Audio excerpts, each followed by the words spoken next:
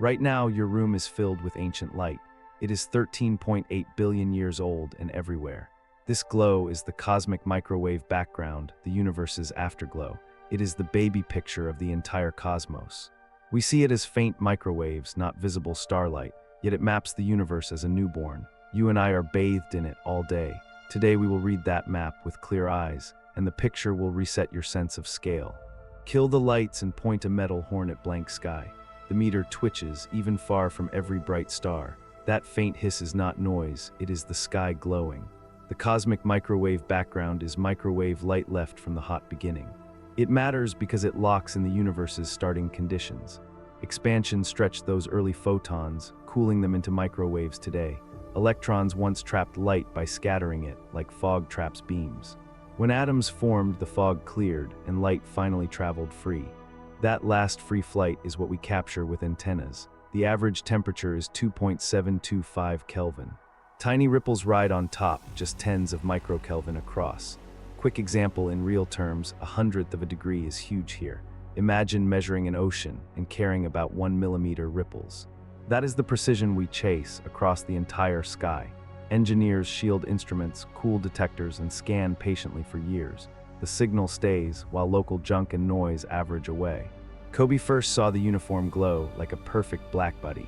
Then WMAP and Planck revealed mottled bumps, the precious ripples. Those ripples are the message, not the background hiss. They are imprinted structure from the young, vibrating cosmic fluid. We can read them like sheet music, note by note. Net result, a faint microwave glow fills space with tiny encoded bumps. Stand at the center of a dark sphere with ripples. The surface you picture is the last place light scattered. Physicists call it the last scattering surface, a literal shell. It matters because that shell is our oldest reachable horizon. You are not seeing an edge, you are seeing a time. The universe was about 380,000 years old then. Electrons met protons, made neutral hydrogen, and freed trapped light. Before that, photons bounced constantly and could not travel far. After recombination, photons streamed mostly straight across expanding space. Every direction you look, you hit that same ancient moment. So the CMB forms a sphere around us at redshift 1100. Redshift just means wavelength stretched by expansion, shifting color toward red. Mechanically, more expansion means longer wavelengths and lower photon energy. That is how microwaves today were once visible or higher. Example with numbers, that shell now lies 46 billion light-years away. Distance here is comoving distance, accounting for ongoing expansion. Your telescope sees closer warm patches, which are slightly denser regions. It also sees cooler patches, which are slightly rarer regions. Add them up, you trace a nearly perfect 1-degree pattern. One sentence recap, we see a spherical time capsule, not a boundary. Picture a satellite gliding above Earth, scanning the cold sky.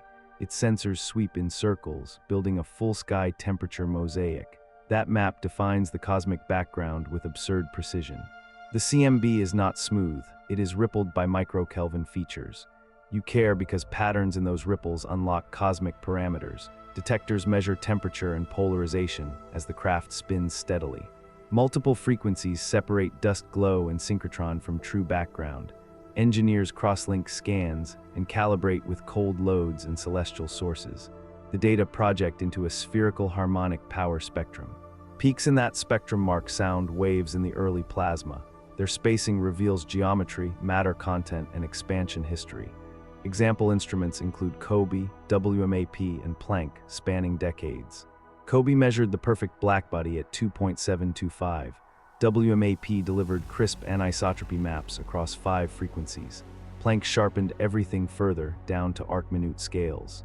In numbers, Planck sees fluctuations of around 100 microkelvin. The first acoustic peak sits near multipole 200, about 1 degree. Later peaks carry baryon density and dark matter fingerprints. One sentence recap, scanning the sky and decomposing patterns gives cosmic rulers. Trace those ripples forward and galaxies bloom along invisible scaffolds. The CMB is a snapshot of tiny density wiggles. You care because those wiggles seed everything we see today. Gravity amplifies slight overdensities, while pressure fights collapse in rings. Photons push outward, baryons pull inward, and sound waves ripple. The fluid oscillates, freezing its notes when scattering finally ends. That freeze leaves hot and cold spots like drumhead nodes. Regions a bit denser later attract matter faster, making halos. Regions a bit thinner lag behind, forming cosmic voids. Example in real terms, the 1-degree peak marks the sound horizon. That is the distance a wave traveled before light decoupled. Today that scale spans about 150 megaparsecs. Zoom out and you see filaments and walls matching that scale. Simulations start with the CMB map, then grow galaxies forward. The resemblance is uncanny, down to statistics and spacing. Another example, acoustic wiggles echo in galaxy clustering today. Surveys detect those as baryon acoustic oscillations, a standard ruler. Measuring that ruler at many times reveals dark energy's effect.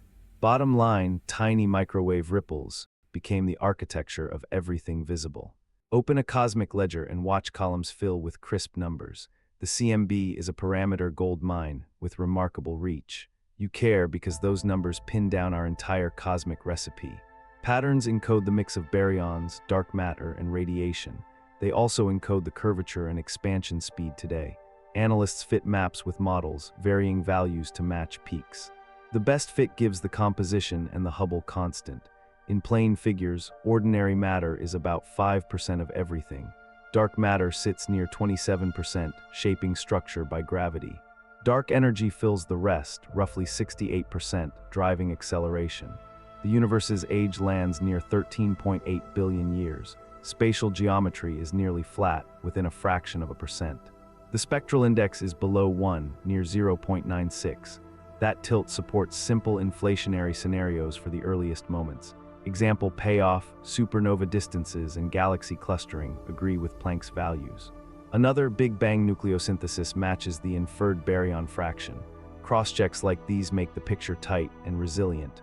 Rule of thumb, when independent probes agree, confidence skyrockets. So the numbers are not guesses, they are hard-won constraints. Pan past the Milky Way's dusty spine, glowing with faint haze. The CMB hides beneath foregrounds that mimic gentle microwave color. It matters because mistakes here can fake signals we crave. Our motion through space also paints a large temperature dipole. That dipole is about 3.36 millikelvin in size. It comes from us moving near 370 kilometers per second. Subtracting it reveals the true rest frame of the background. Foregrounds include synchrotron from electrons and dust warmed by stars. Each has a distinct frequency shape, unlike the Black-Buddy law. Multiband maps let teams separate them like unmixing paints. Polarization helps too, since dust aligns and scatters preferred directions. Tiny test, real CMB ripples repeat across frequencies, foregrounds do not. Analysts also track stray light, atmosphere, and even instrument microphonics. They validate with sky rotations, null tests, and season splits. Example, Planck cleaned dozens of detectors across 9 frequency bands. Ground arrays do similar work, scanning at different elevations. After cleaning, leftover maps match independent instruments within microkelvin. Net result, careful subtraction reveals the sky's true ancient message. Under a violet aurora, a white dish stares at the pole. It is tuned for polarization, the faint twist of microwaves. You care because polarization unlocks clues beyond temperature patterns. Scattering produces polarization when radiation has a local brightness gradient. Mathematically, that splits into E modes and B modes on the sky. E modes arise naturally from density ripples and are well measured. B modes require curls from lensing or primordial gravitational waves.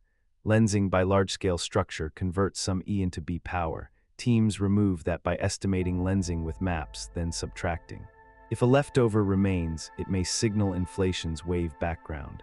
Example numbers, current limits place R below about 0.03. That R compares gravitational wave power to density ripple power. Dust once fooled acclaimed detection until crosschecks fixed it. So teams now combine many bands and add external maps. South Pole, Atacama, and balloon experiments sharpen the search yearly.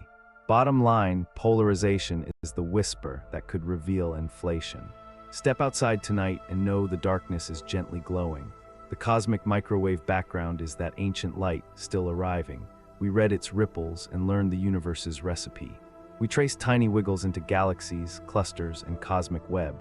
We weighed matter and energy and tested geometry with rulers. And we listened for polarization's clues about primordial waves. That baby photo is not just cute, it is quantitative. If you want more deep space stories like this, follow along.